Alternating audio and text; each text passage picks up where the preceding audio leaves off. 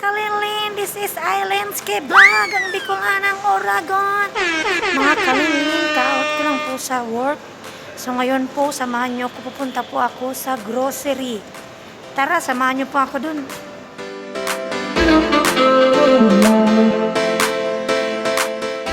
Hi mga kalinlin, nandito po ako sa loob ng grocery.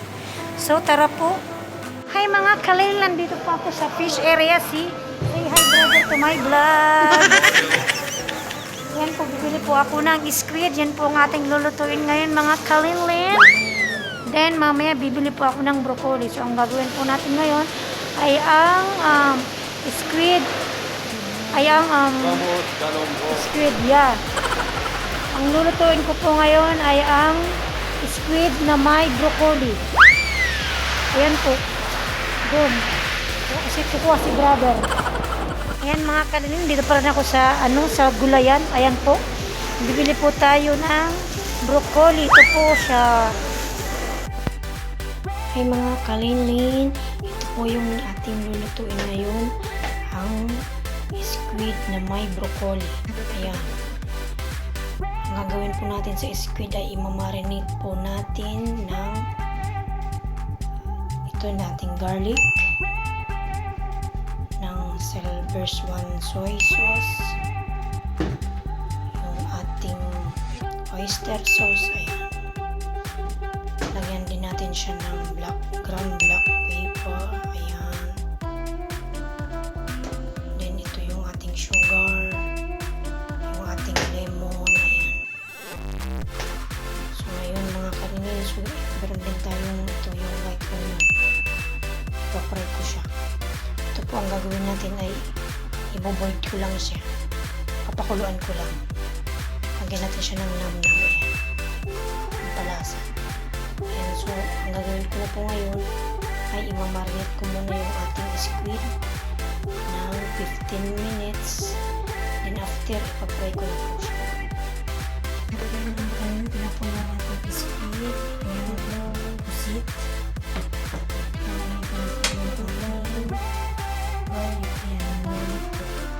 Mamarinate na po natin siya ng 15 minutes.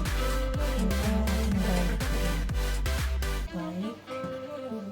Then, lagyan natin siya ng soy sauce. Ayan. Soy sauce. Ayan.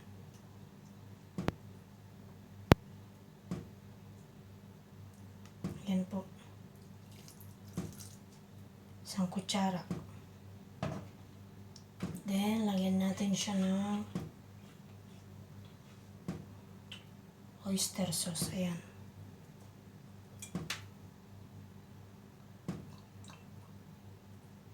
Isang kutsara din. Ayan.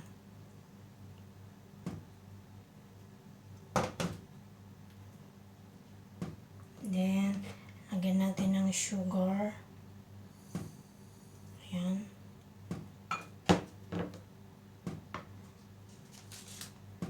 Din yung ating nam-nam. Ayan. Lagyan natin.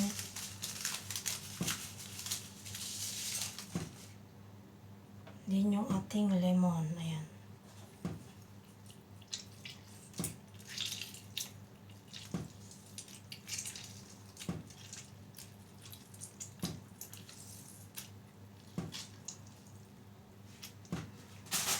So ngayon, haluin po muna natin. Ayan.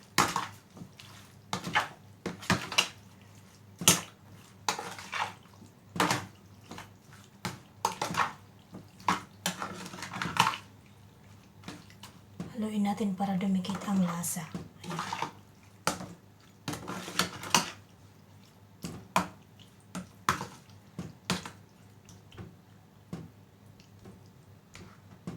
Ayan mga kalinlin. Then, lalagyan natin siya ng ground black pepper. Ayan.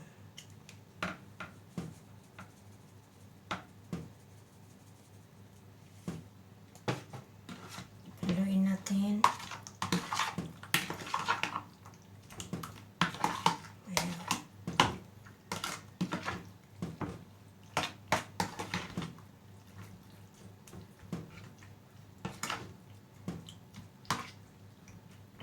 Yan na siya mga kalinlin. Hintayin natin ng 15 minutes. Din saka natin siya ipiprito. So ang susunod kong gagawin ay ating iboboil yung ating broccoli. Ayan mga kalinlin. Naglagay po ako ng tubig sa frying pan. Papakaluin po natin siya. Then kapag kumukulo na po, ilalagay ko po yung ating broccoli.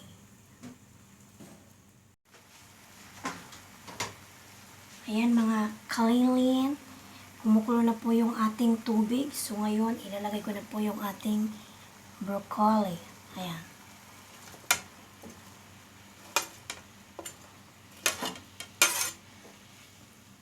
Pakukuluan lang po natin siya ng 5 minutes. Then, saka natin nahanguin.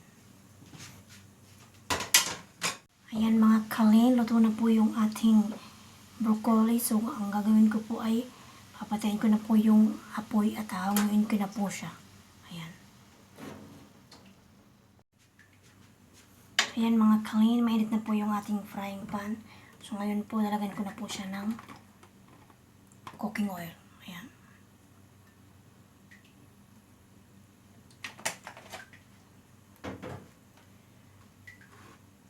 So, ngayon po, ipapray muna natin yung ating white onion. Ayan. Lagay ko na lahat.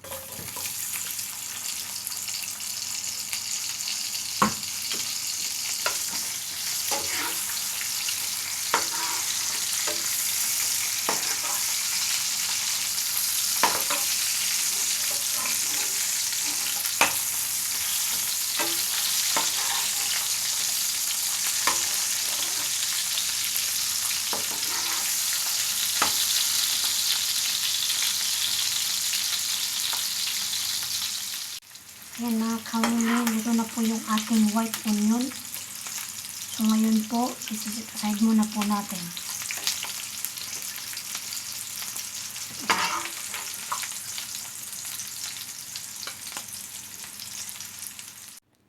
Ayan na mga kalinlin ang ating broccoli at ang ating white onion. So ngayon mga kalinlin, mainit na po yung ating frying pan. Mayroon pa po siyang mantika yung pinaglutuan ko ng white onion. So ngayon, ipapry na po natin yung ating marinated na squid or pusit. Ayan.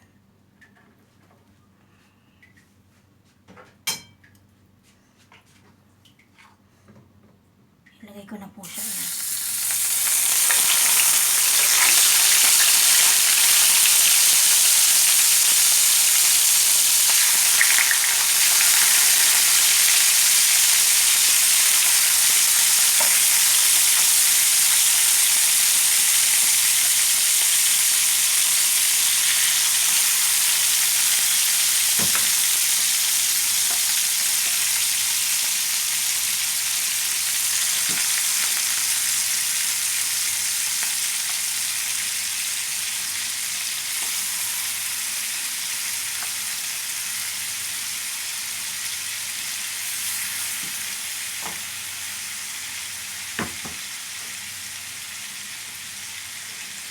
Ayan mga kalinlin, hinaan nyo lang po yung apoy para po hindi siya masunog. Ayan po. Ayan mga kalinlin, ito na po yung ating squid. So ngayon po, ilalagay ko po yung ating sauce. Ito po yung pinagmarinitan ng squid. Ayan po, ilalagay po natin. Ayan. Ayan.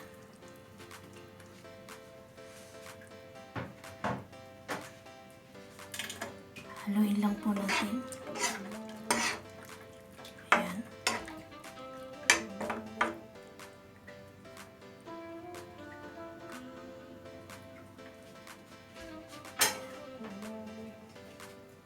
Hintayin lang po natin kumulo at lumapot ng konti. Then, ilagay na po natin yung ating broccoli.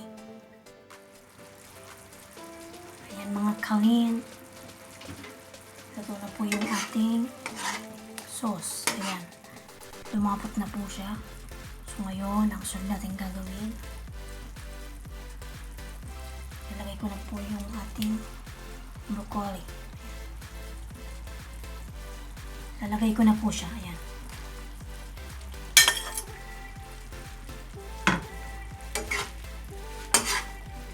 Haluin lang natin.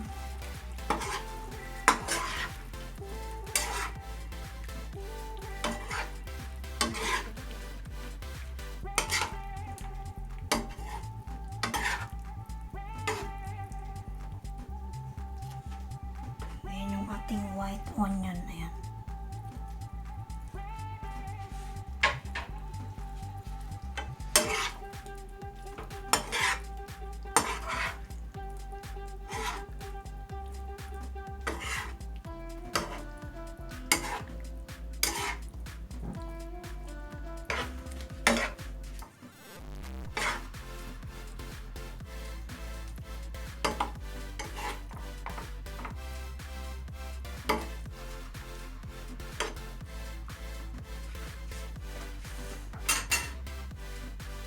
Hinaan lang po natin ng yung apoy mga kalenlin. After 2 minutes, pwede na po siyang iserve. Ayan mga kalenlin yung ating finished product. Wow! Nice squid with broccoli. Ayan. Kung nagustuhan niyo po yung aking pagkaluto, huwag niyo pong kalimutang i-like, share, comment, and subscribe. Thank you for watching. Bye.